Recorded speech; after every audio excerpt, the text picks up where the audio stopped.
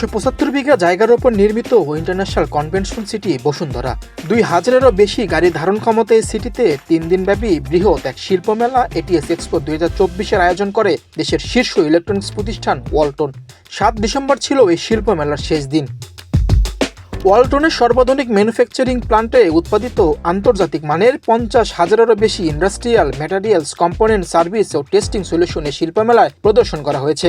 গতবারের মতো এবারও দেশি বিদেশি বিভিন্ন শিল্প প্রতিষ্ঠানের কাছ থেকে ব্যাপক সাড়া পেয়েছে এই শিল্প মেলা। মেলায় বিভিন্ন প্রতিষ্ঠানের কাছ থেকে প্রায় 350 কোটি টাকার ক্রয় আদেশ পেয়েছে ওয়ালটন। 7 ডিসেম্বরে শিল্প মেলার শেষ দিনে প্রধান অতিথি হিসেবে উপস্থিত ছিলেন বাণিজ্য উপদেষ্টা শেখ বশির উদ্দিন। জাতি হিসেবে গর্ব করার মতো একটি প্রতিষ্ঠান হলো ওয়ালটন বলেও জানান এই উপদেষ্টা। ওয়ালটন যেভাবে মানুষের সমস্যাগুলোকে উপলব্ধি করে এবং তার প্রযুক্তিপূর্ণ দিয়ে যেভাবে খুবই স্মার্টভাবে খুবই উৎকর্ষতার সাথে যেভাবে সমাধান করে তা ডেফিনেটলি খুবই প্রশংসাযোগ্য।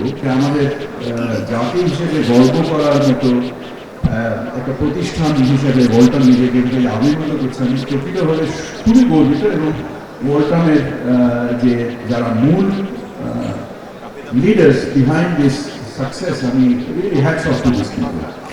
অ্যাট দ্য সেম টাইম আমি যখন যাচ্ছিলাম টু এভরি স্পট, আমার কাছে মনে হচ্ছে হ্যাপি পিপল ওয়ার্কিং হিয়ার। বিভিন্ন ধরনের রিফর্ম করা এবং যত দ্রুত সম্ভব নির্বাচন দেওয়া ও ন্যায় প্রতিষ্ঠা করা এই সরকারের কাজ বলেও জানিয়েছেন উপদেষ্টা শেখ বশির উদ্দিন। আমাদের এই যে স্বল্পকালীন সরকারের মৌলিক কাজ হচ্ছে যে বিভিন্ন ধরনের রিফর্ম করা এবং আরেকটা যত দ্রুত সম্ভব একটা ইলেকশন হোল্ড করা।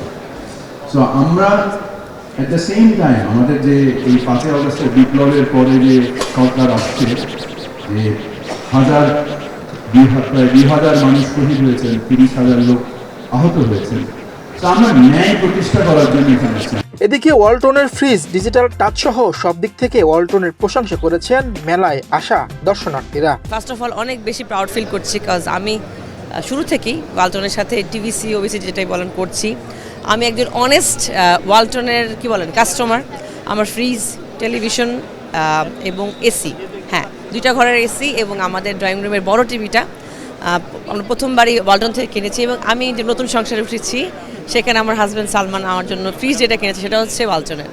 আশেপাশে ঘুরলাম, দেখলাম, বেশ ভালোই লাগলো। বিশেষ করে আমরা মোবাইলের মধ্যে পেছনে যেই ব্যাক কাভারগুলো দেখতে পাই ওরকম ফিচার ওরা ফ্রিজের মধ্যে অ্যাড করছে। তারপর আপনার এই ডিজিটাল টাচের যে ব্যাপারটা ওটা অ্যাড করছে।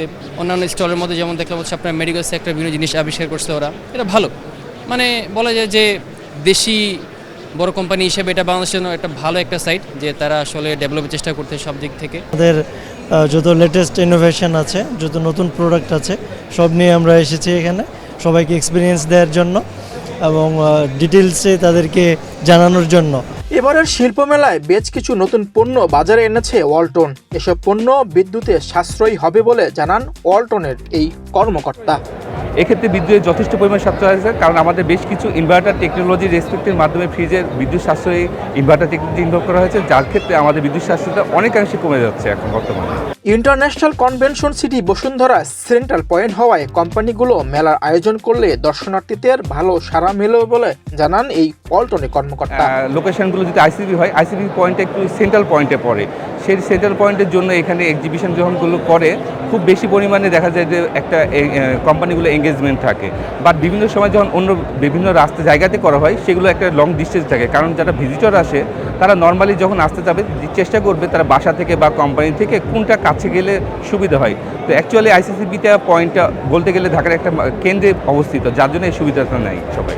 ওয়ালটনের সমাপনী এই অনুষ্ঠানে বিশেষ অতিথি হিসেবে উপস্থিত ছিলেন বাণিজ্য মন্ত্রণালয়ের সচিব মোহাম্মদ সেলিম উদ্দিন। বক্তব্য রাখেন ওয়ালটন হাইটেকের ব্যবস্থাপনা পরিচালক এস.এম. মাহবুবুল আলম, পরিচালক এস.এম. নুরুল আলম রেজভী সহ আরও অনেকে।